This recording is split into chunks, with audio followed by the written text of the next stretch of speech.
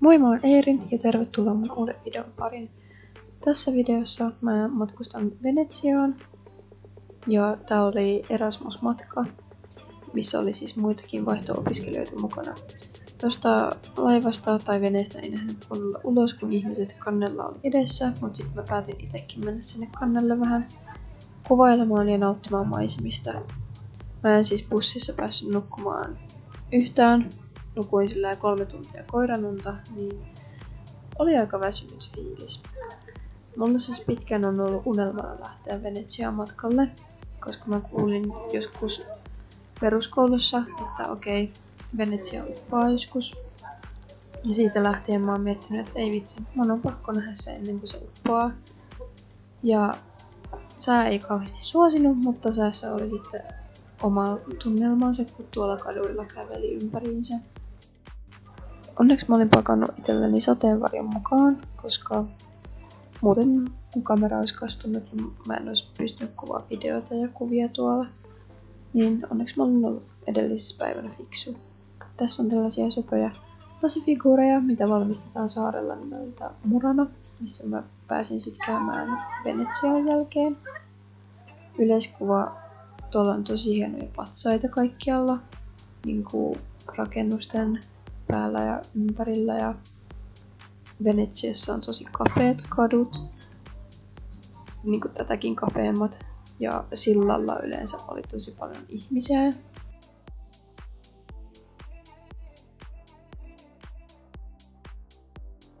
Kun mä näin tämän tekstin, niin mä olin ollut ennen sitä tosi negatiivisella tuulella.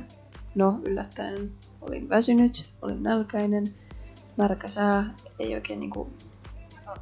Mikään ei oikein huvittanut, mutta sitten kun mä näin tuon, mä oon silleen, ei vitsi, mun pitää nauttia tästä. Mä kerrankin pääsen olemaan täällä. Ja mä en tiedä, pääseekö mä käymään tuolla enää ikinä uudestaan. Ja toi paikka oli vaan siis, vaikka siellä oli sateista, se oli todella upea. Mä rakastin noita kaikkia erilaisia patsaita. Ja samalla mä mietin, että onneksi pääsin käymään tuolla nytten, koska jos kävisi tuolla kesällä, varmasti joutuisi jonottaa kaikilla silloilla, että pääsee oikeasti ottamaan kuvia. Että toi on oikeasti tosi niinku, turistipainotteinen paikka. Ja itse mä mietin, että mä en pystyisi asua tuolla. Että tuollahan asuu oikeasti ihmisiä ja se tuntuu tosi hassulta, että siellä asuu ihmisiä, työskentelee ihmisiä. Niin onneksi itse ei tarvitse, koska mä rakastan luontoa. Ja eihän tuolla ole niinku paljon mitään luontoa. Kyllä tuolla niinku yksi iso puisto on, mitä mä näin. Siellä on kissa ikkunassa.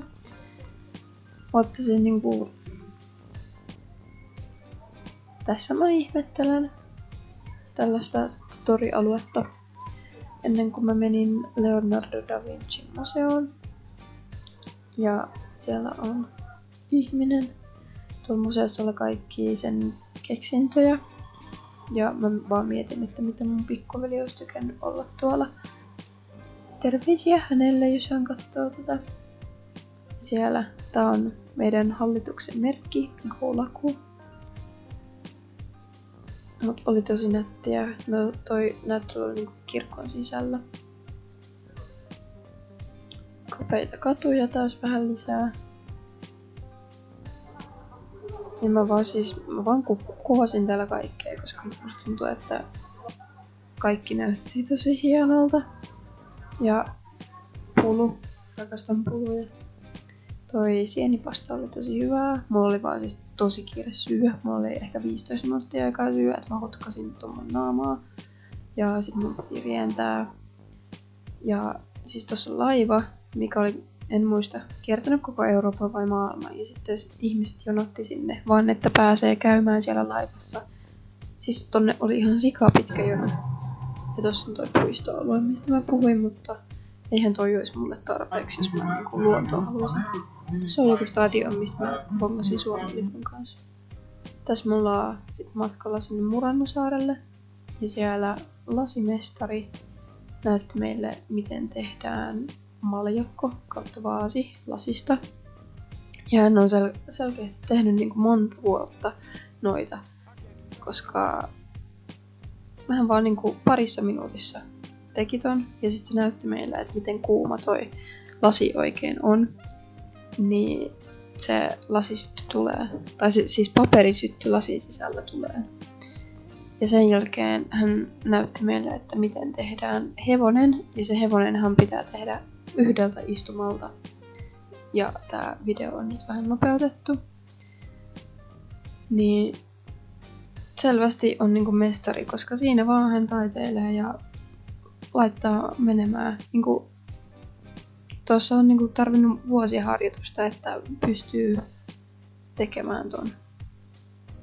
Mä olin ihan pöyristynyt, miten hienoa joku tekee tuollaisen.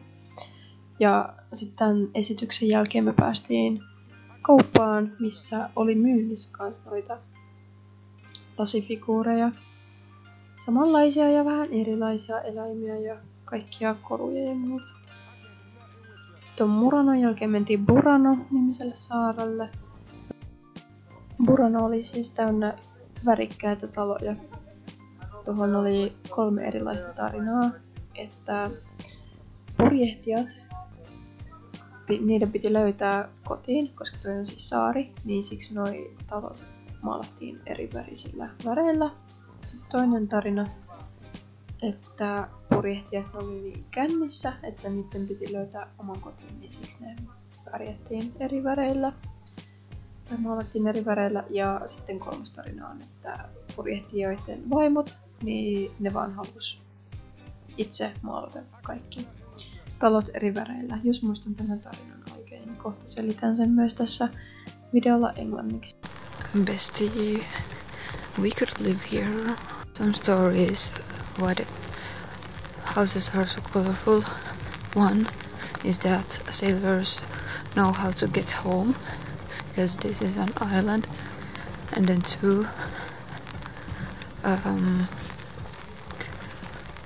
the sailors got so drunk that their houses had to be different colors so they'd find home. So yeah, the third story is that the husbands, when they got away, the wives just colored the houses whichever they wanted to. Meillä oli 30 minuuttia aikaa käyttää tuolla Buranossa, niin tää oli vaan tällaista, että mä kiertelin tuolla menemään. Kuvasin asioita, että tää paikka muistuisi mun mieleen, koska en varmaan ikinä tule käymään tuolla. Tuolla oli siis vaan kaikkea kaunista värikästä taloja. Ja tässä mulla oli sitten kiire takaisin, koska oltiin tuolla lyhyt aika. Ja sinne jäi Burano. Mä olin tässä kohtaa siis aivan puhki. Mä en ollut, siis vaikka mä en ollut puhunut kellekään, ollut sosiaalinen, niin silti musta tuntui, että mä oon niinku tosi väsynyt. Mä en jaksa puhua tai mitään. Mulla oli tosi ylikuormittunut olo siitä, että olin matkustanut, nähnyt tosi kauniita asioita. Ja no, se näkyy tässä naamastakin, että haluan kotiin. Mä oon pitkään etsinyt jotain vähän isompaa sormusta. Ja Venetsian reissulta tarttu tää mukaan. Sitten kans tulee pienempi ja tosi kivalta. Niin, ostinpa sitten molemmat, kun en osannut päättää, että kumman ottaisin. En siis käytä sitä tossa sormessa, mutta nimettömässä.